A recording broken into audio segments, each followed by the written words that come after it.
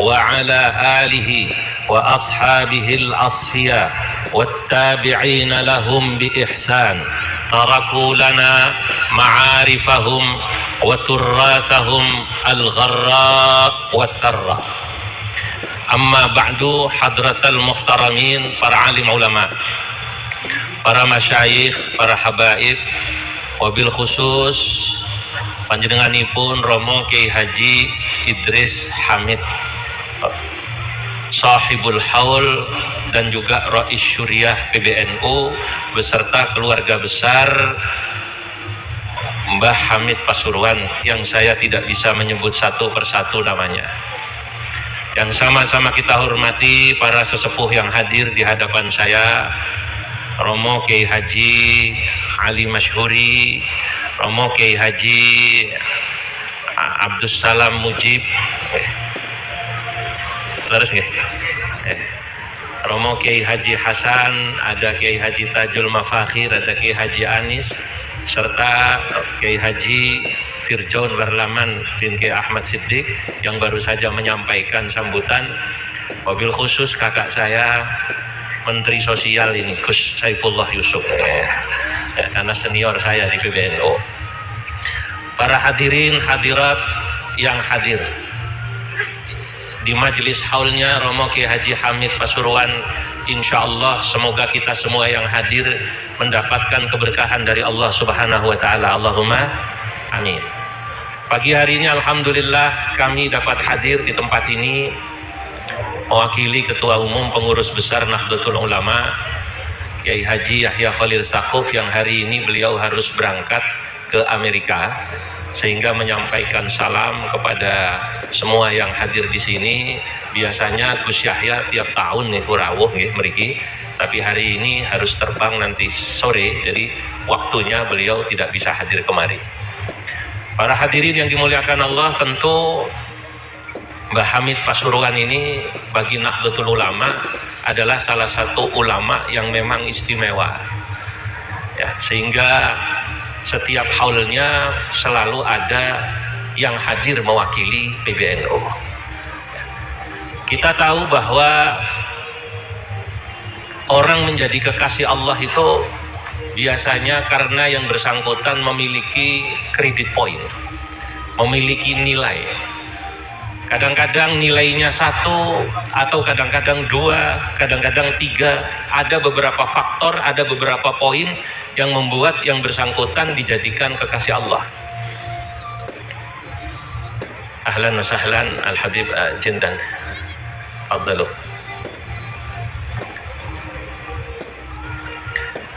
Ada orang yang menjadi kekasih Allah itu karena poin yang dimilikinya. Beliau adalah seorang ulama atau seorang fuqaha.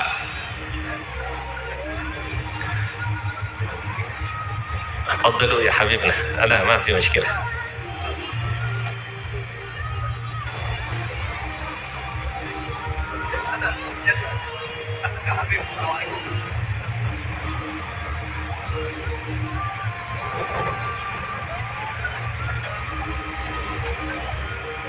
Masya Allah.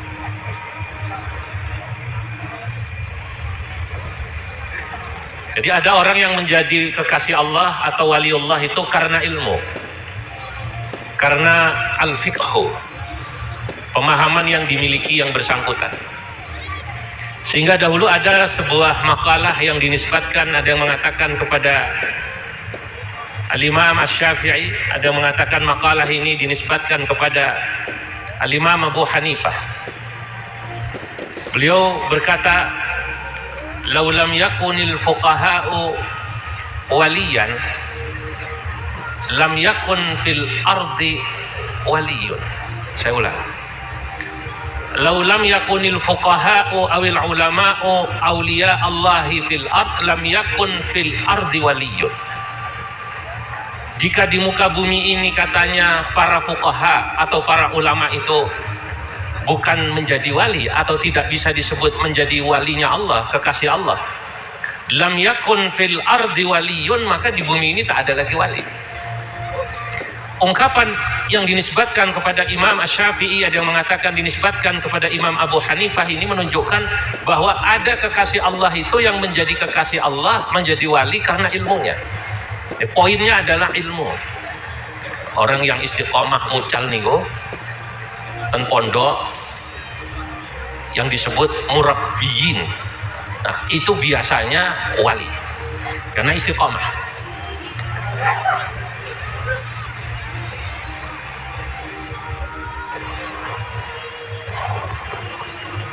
Saya ulangi, orang yang biasanya istiqamah ngaji atau istiqamah tahammulil ilmi, dia disebut sebagai wali.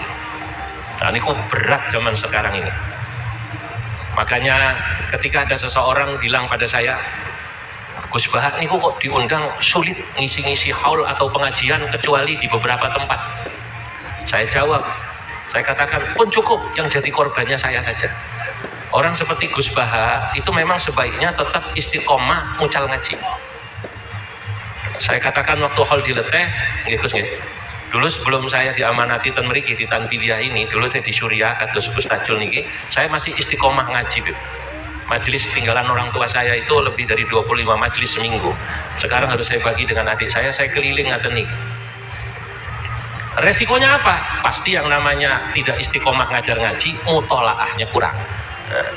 Mutolaahnya kurang. Lagi pula orang yang sering keliling ini sulit bisa nulis.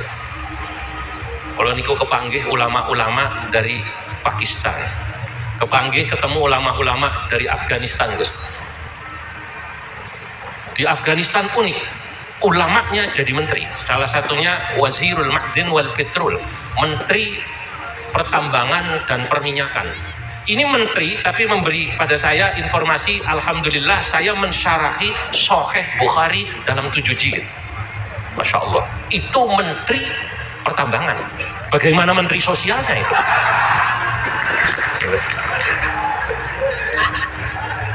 Ya Allah. Saya bertemu dengan Syekh Muhammad Taqi Al-Uthmani, salah seorang muhaddits yang masih hidup saat ini di Pakistan, di Karachi. Saat saya ke Karachi, Pakistan, saya bawa kitab guru saya Mbah Sahal Mahfud, Anwarul Basair ala Ta'liqatil Ashbah wan Nadhair. Lalu saya katakan bahwa Mbah Sahal ini ulama yang tidak pernah belajar lama di Timur Tengah, kecuali fil mawasim, hanya pas saat musim haji saja. Tapi beliau bisa mengarang kitab ini, ngaji, menjadi muridnya Syekh Yasin Al-Fadani. Beliau kagum begitu membaca kitabnya Mbah Sahal. Lalu beliau katakan, ana aidan ya'ni tilmid Syekh Yasin Al-Fadani hinama taraddatu ila Makkah fi sab'ina. Saya juga murid Syekh Yasin Al-Fadani ketika saya ke Mekah pertama kali mengambil sanad dengan beliau. Tapi apa yang terjadi? Kenapa ulama-ulama Pakistan, ulama-ulama Afghanistan, ulama-ulama India produktif mengarang kitab? Saya kok mengangan-angan karena ulama-ulama di sana itu tidak disibukkan untuk menghadiri acara hall. Ulama-ulama di Indonesia, apalagi PBNU ini harus keliling atau sekolah niki ngewangi Gus Yahya dan Gus Ipul ngurus organisasi sambil acara keagamaan. Tadi malam saya datang dari Ternate, sebelumnya dari Ambon, ngurus NU niku. Ya. Kapan punya waktu menulis kitab? Kapan punya waktu untuk istiqomah kali santri-santri dan salafiyah niku baca kitab seperti para masyayikh ini? Makanya orang seperti Gus Baha atau ulama-ulama yang memang sudah istiqomah, empunlah, biarlah beliau tetap istiqomah menjadi ulama dan fuqaha itu. Karena sesungguhnya beliau-beliau inilah wa auliya Allahi fil ard, adalah para walinya Allah di muka bumi. Ada lagi orang yang menjadi kekasihnya Allah, walinya Allah itu karena hartanya. Sakho. Padahal 2 tahun yang lalu saya cerita tentang Mbah Ma'ruf Kudus yang punya pabrik jambu bol. Ingat ya? Itu kaya, sakho, dermawannya luar biasa. Dia modelnya kayak kados wae niku Mbah Idris. Kalau ngirim kambing nggak pernah cerita, kalau ngirim beras kemana nggak pernah cerita. Ada wali-walinya Allah itu karena hartanya. Nah Gus Ipul itu tadi matur, saya ini pinter tidak, sugih ora. Kan gitu nggak jawab ya? Terus kira-kira bayangan saya tadi Gus Ipul mau bilang, kok aku sudah diwali, kok apa alasannya gitu? Saya carikan alasannya Gus jenengan bisa seperti ini nih makomnya, ya Allah tidak pernah berhenti jabatannya karena jenengan itu istrinya 1, itulah keramatnya. Terus saya ini hanya mensyarahi sambutannya Gus Ipul. Beliau tadi bilang, kula niki ngalim mboten, sugih mboten, kok disukani ngaten iki kula bingung napa alasane. Nah, saya syarahi itu tadi Gus Ipul maksudnya, saya bisa jadi wali seperti ini itu kira-kira apa alasannya? Jawabannya menurut saya, karena jenengan istrinya satu. Niku alasannya. Berarti kuat dengan istri satu niku hebat niku. Lalu sama benar? Lah, jangan-jangan orang seperti Gus Ipul itu pantasnya nggak langkung nggih, garwane nggih dari satu, betul apa tidak? Cuma sampai sekarang setahu saya satu, setahu saya.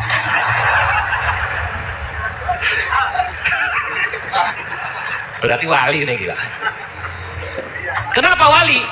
Ya, karena kalau raja mau punya istri lebih dari satu, gampang. Ada orang mengatakan begini, kalau istri Anda nurut, berarti Anda raja. Bu, ma, aku mau kawin lagi, monggo bah. Memiliki wonten ingkang ngaten wonten. Ada yang begitu? Kalau Anda termasuk yang begitu, badhe wayo mau nikah lagi langsung bilang istrinya, aku arep kawin neh, monggo bah kula padosake, berarti Anda raja. Tapi kalau istri Anda galak, seperti kakak saya tadi itu, atau ya seperti saya lah, sama lah. Kalau lagi bojone nggih setunggal. Dia seperti Mbak Yai Idris nggih sami nggih. Alhamdulillah. Begitu mau nikah lagi langsung. Berarti panjenengan kalau istrinya satu, rata-rata yang istrinya satu, panjenengan itu wali. Sebab kata Imam Ghazali dalam kitab Ihya, as-sabru ala lisanin nisa mimma yumtahanu bihil auliya. Sabar atas galaknya istri itu diantara ciri cobaan para wali. Termasuk Gus Ali ya. Berarti sekarang Gus Ipul sudah tahu alasan beliau jadi wali nih ya. Tadi kan tanya, "Kulo niki alim boten, sugih boten, apa kira-kira saya istimewanya?" Istimewanya dengan sabar. Alhamdulillah. Ada yang nyaut, "Pak, kalau istri saya kadang-kadang nurut, kadang-kadang galak niku napa?" Ah, berarti Anda raja wali. Nah, kalau yang nurut raja, kalau yang galak wali. Kalau kadang-kadang nurut, kadang-kadang galak berarti raja wali. Alhamdulillah. Kembali kepada Mbah Yai Hamid, alladzi nahnu al-ana bi sadadi haulihi, yang kita sekarang ini sedang berada pada acara haul beliau. Saya kemudian berpikir, Mbah Hamid itu seperti yang dikatakan Gus Firjon wau niku. Saya tinggal mentambahin syarahi. Mbah Hamid niku apa ya untuk poinnya itu menjadi wali? Nggih lengkap niku, susah semuanya ada. Beliau niku nggih ulama, nggih alim. Wong kula dikirimi kitab Nazm Sulam Taufik. Kitab Sulam Taufik ditadzamkan oleh Mbah Hamid. Ini hanya orang yang sudah punya tingkat ilmu yang tinggi bisa membuat nazam semacam ini. Beliau itu ya ulama, ya fuqaha. Beliau ini sakha, dermawan, orang kaya yang luar biasa. Dari manakib yang saya dikirimi oleh cucu mantu beliau, yang saya baca kembali karena kemarin ke Telingsut pernah punya. Lalu ke Telingsut saya minta lagi dikirimi. Masya Allah, Mbah Hamid ini nggih ulama, ya orang kaya yang juga sakha, yang kemudian juga beliau ini memiliki tambahan-tambahan yang lain, yakni akhlak-akhlak yang luar biasa.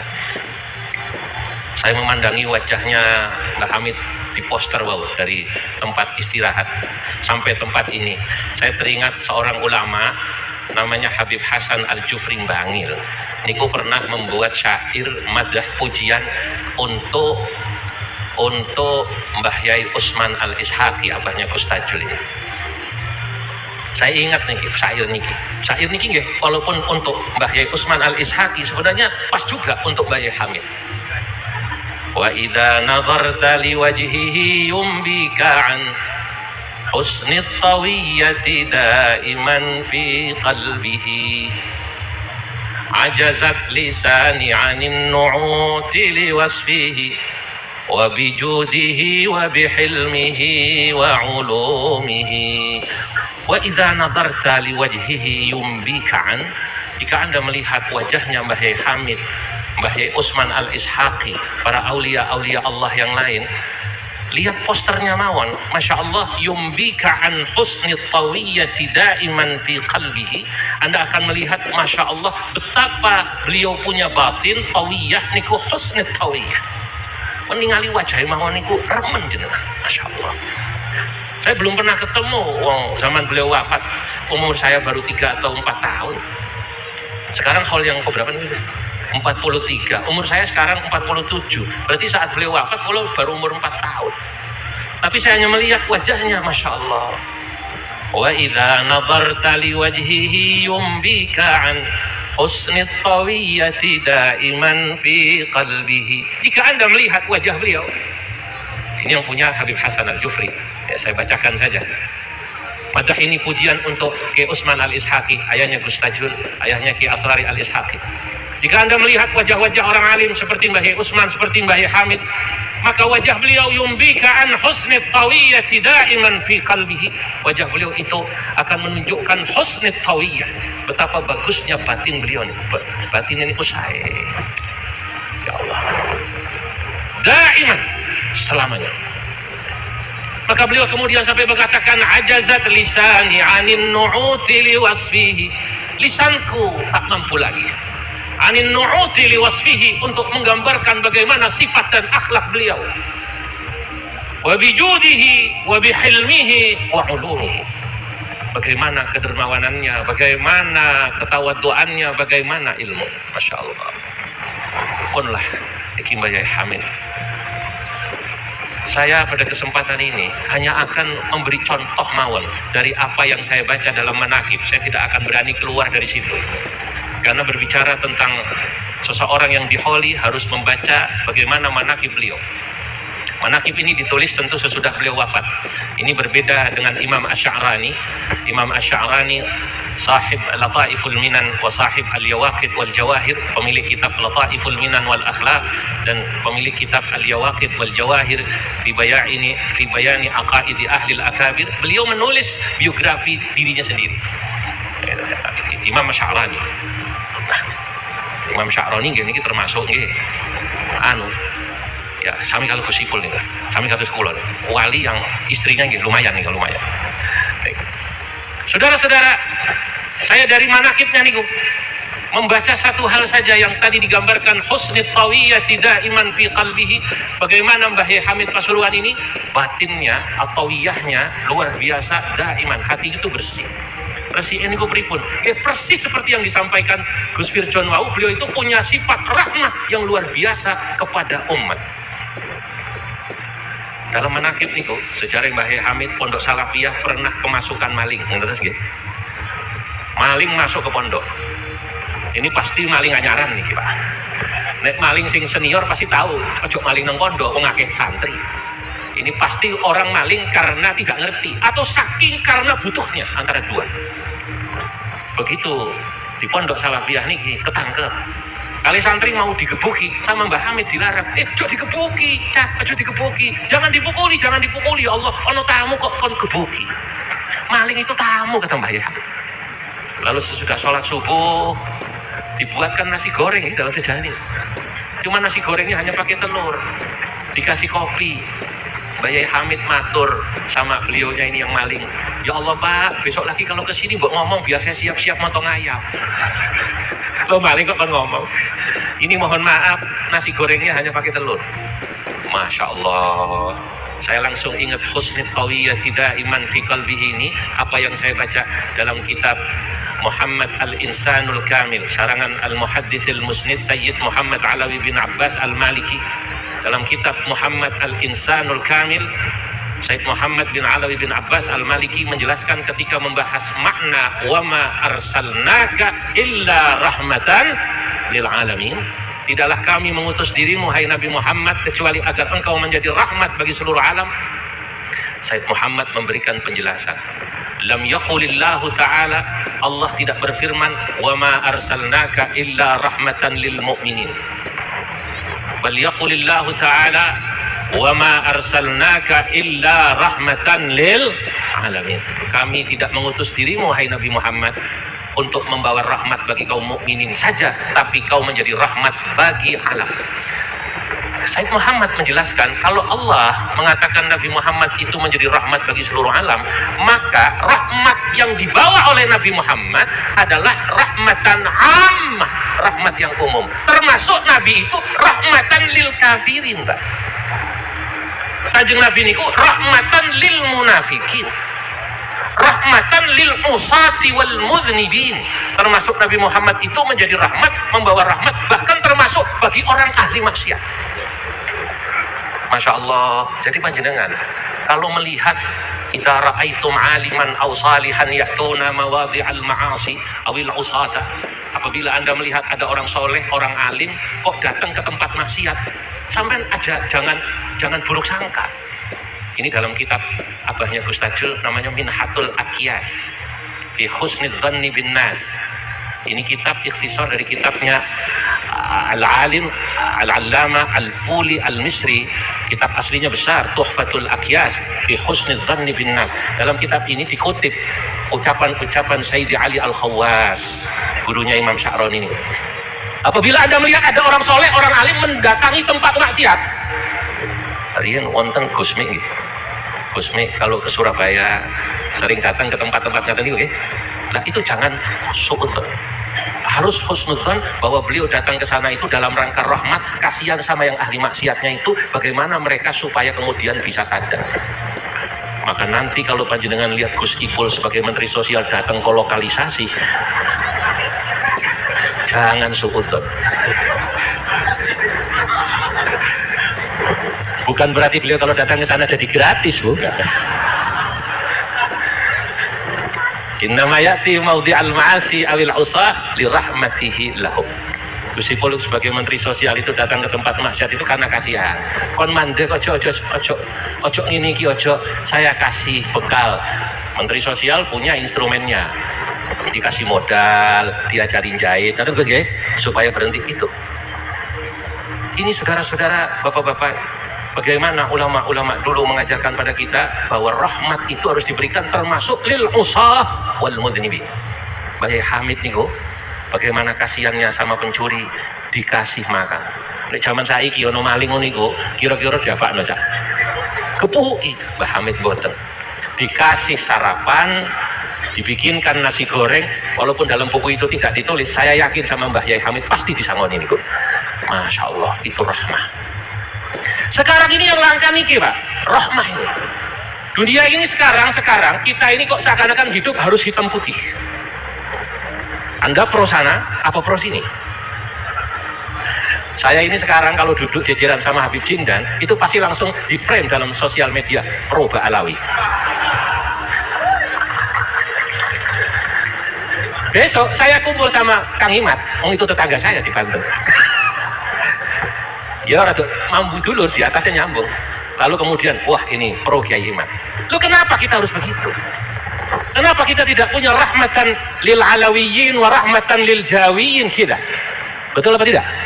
Harus membawa rahmat bagi alawiyin, bagi jawiyin semua, tidak usah dihadap-hadap. Makanya saya katakan, saya ini pengurus PBNU. Kalau saya diundang acara habaib, saya datang Pak.